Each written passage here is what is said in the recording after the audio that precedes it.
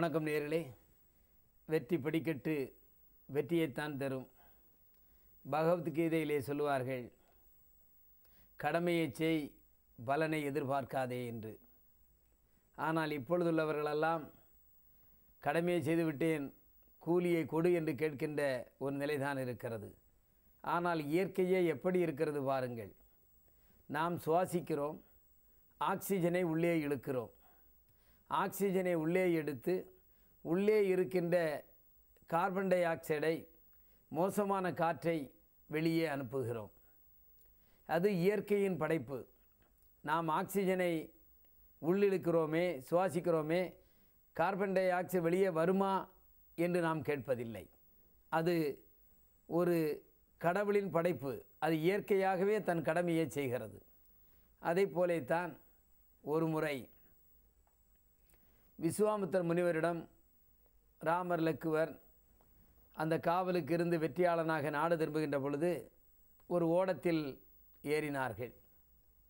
அதாவது படகில் ஏறினார்கள். ராமர் அந்த பாதத்தை அந்த ஓடத்தில் வைக்கப் போகின்ற பொழுது அந்த படகோட்டி சொன்னான், ஐயா,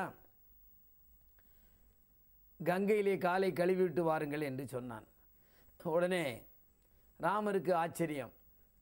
என் கால்கள் சுத்தமாகத்தானே இருக்கிறது, ஏன் கால்களை கழுவச் சொல்கிறாய் என்று அந்த படகோட்டியிடம் கேட்டார். உடனே படகோட்டி சொன்னான், ஐயா, நீங்கள் பாறையில் காலை வைத்தீர்கள், உங்கள் பாதம் பட்டவுடனேயே ஒரு பெண்ணாக அந்த அகலிகை வெளியே வந்தாள். அதேபோல் உங்கள் பாதம் என் படகில் படும்போது இதுவும் பெண்ணாகிவிட்டால் நான் என்ன செய்வது? எனவே தான் நீங்கள் அங்கே கங்கையிலே காலை கழுவினால், கங்கை பெண்ணாக மாறிவிட்டால் நான் உங்களை இந்த படகில் ஏற்ற மாட்டேன். காலை கழுவுகின்ற பொழுது கங்கை பெண்ணாக மாறாவிட்டால் உங்களை ஏற்றலாம் என்ற எண்ணத்தோடு தான் நான் இதை சொன்னேன் என்று சொன்னான். மிகவும் பிடித்து போயிட்டு ராமருக்கு. ராமர் உடனே அக்கறை போனவுடன் ஒரு மோதிரத்தை அவனுக்கு பரிசாக கொடுத்தார். உடனே படகோட்டி சொன்னான், ஐயா, ஒரு தொழிலாளி இன்னொரு தொழிலாளிக்கு பரிசு கொடுக்கலாமா? கூடாது என்று சொன்னான். விஸ்வாமித்திரர் ஆச்சரியப்பட்டார், எப்படி ராமர் தொழிலாளி ஆகுவார் என்று.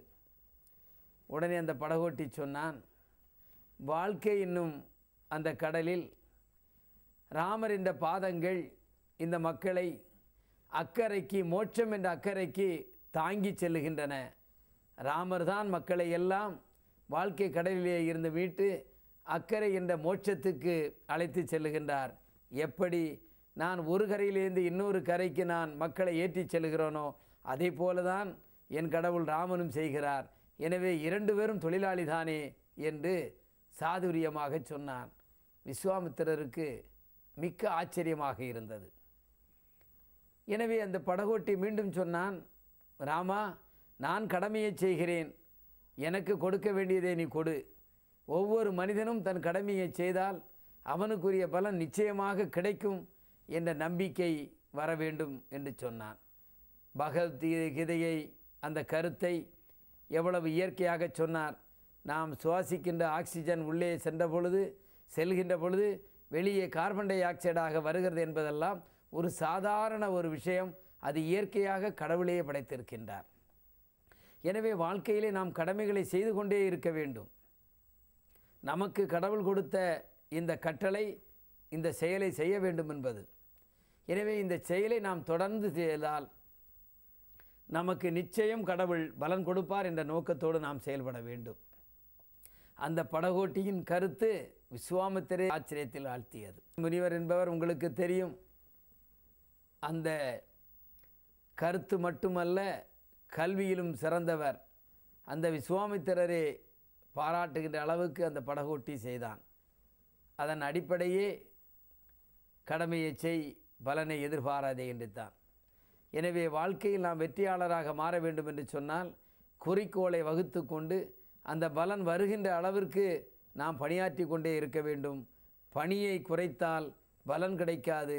நாம் தொடர்ந்து பணியை செய்து கொண்டிருந்தால் நிச்சயம் நமக்கு அந்த பலன் கிடைக்கும், வெற்றியாளராக மாறுவோம். எனவே வெற்றி படிக்கட்டு நிகழ்ச்சியை தொடர்ந்து பாருங்கள், வெற்றியாளராக மாறுங்கள். வெற்றியாளராக மாற வேண்டும் என்பதற்காகத்தான் வசந்த் டிவி இந்த நிகழ்ச்சியை நடத்துகிறது என்று சொல்லி மீண்டும் உங்களை நாளை காலை சந்திக்கின்றேன். நன்றி, வணக்கம்.